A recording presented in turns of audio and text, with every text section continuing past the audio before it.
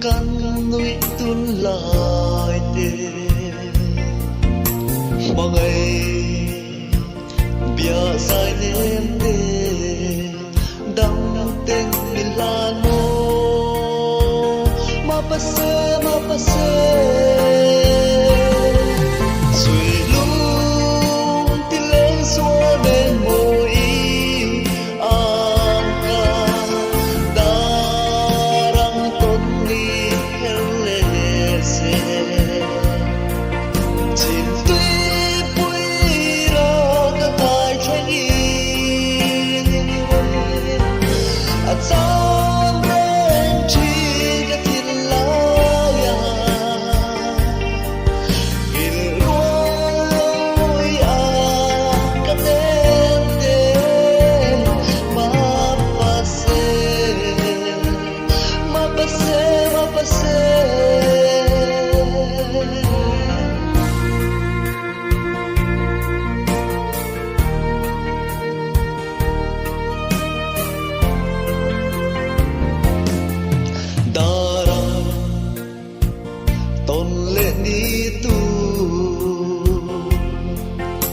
cả tôm về miệt tươi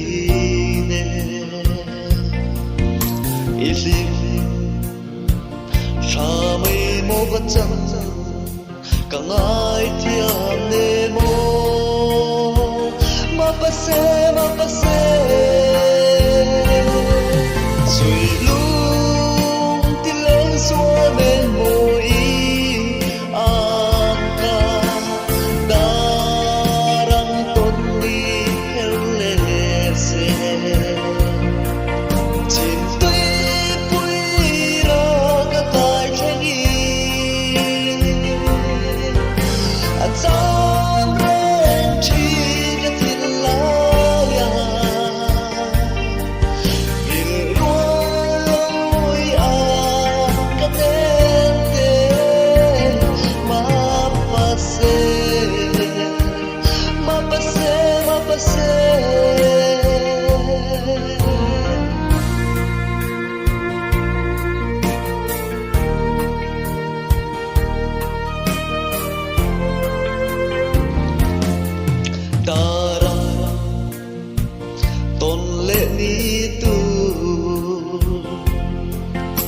cả tôm về miệt tươi